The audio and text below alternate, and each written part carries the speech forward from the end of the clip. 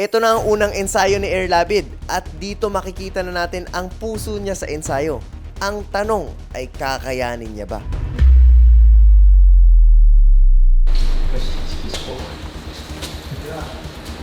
Higa. Go! Go! Up! Dribble muna, dribble muna.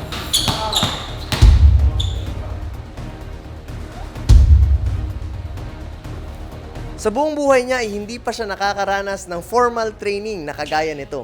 Kaya dito ay makikita natin na talagang maninibago siya.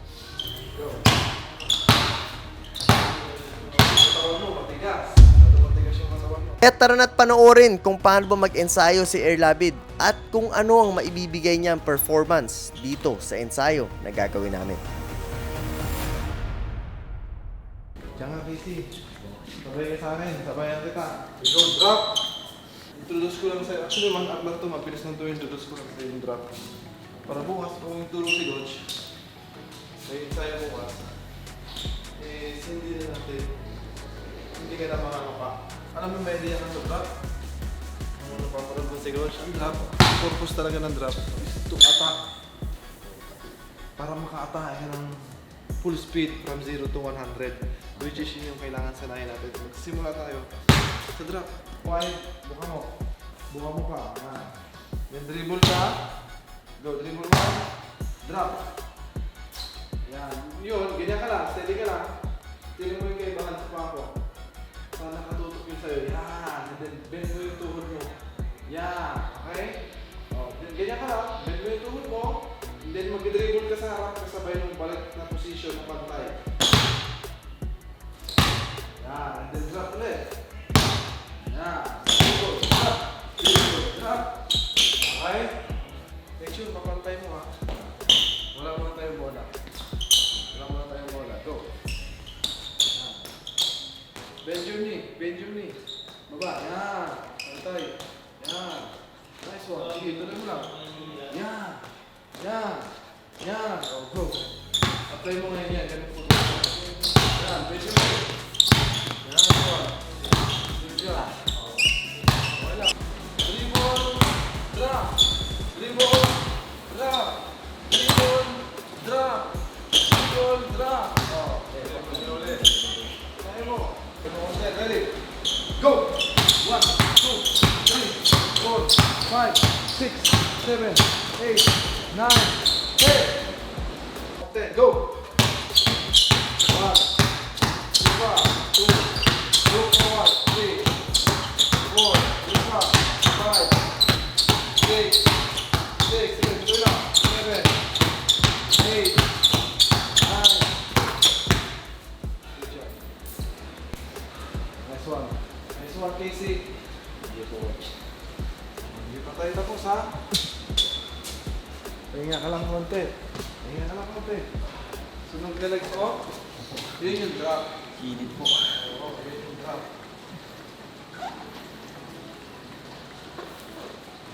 Next step, Casey. Bukas, sa tutawin ulit natin yung drop pa rin. Yeah. Higa.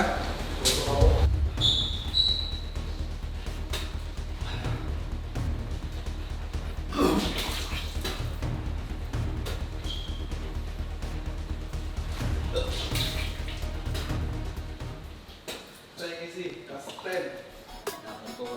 Apaan? Wait lang naman eh. Go.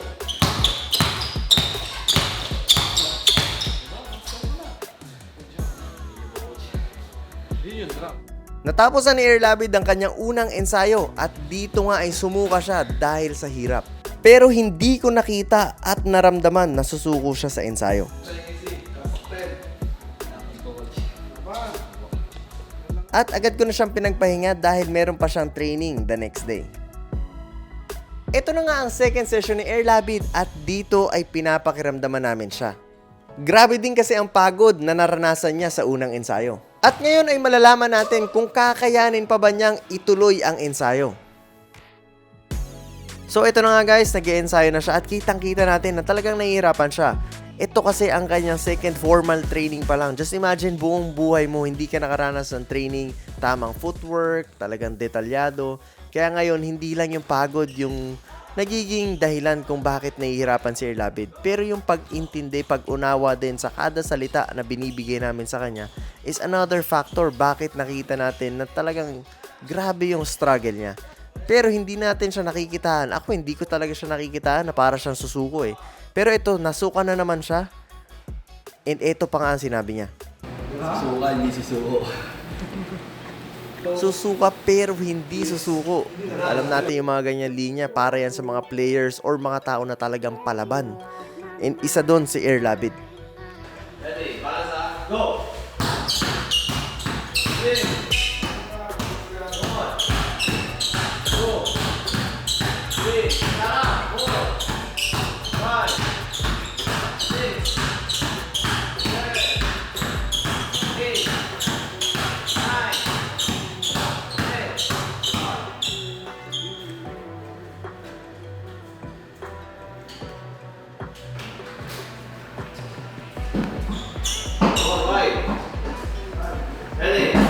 Hello!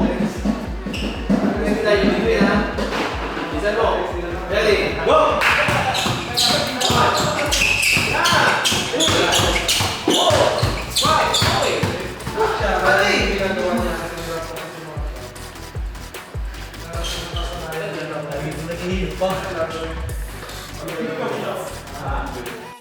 Kung nabilib kayo sa kung paano siya maglaro, ay mas nakakabilib ang mindset ng bata na to pagdating sa ensayo. Hindi ko naramdaman na aayaw siya.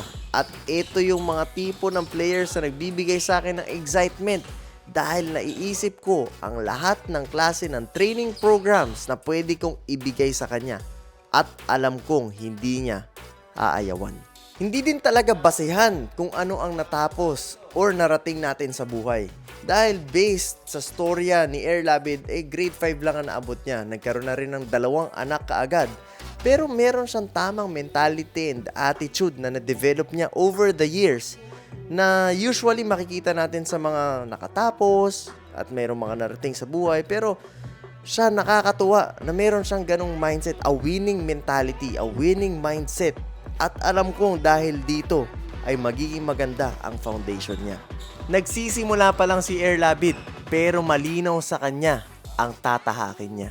Kaya't hanggang dito na lang muna guys, samahan at suportahan nyo ang mga magiging ensayo ni Erlabid.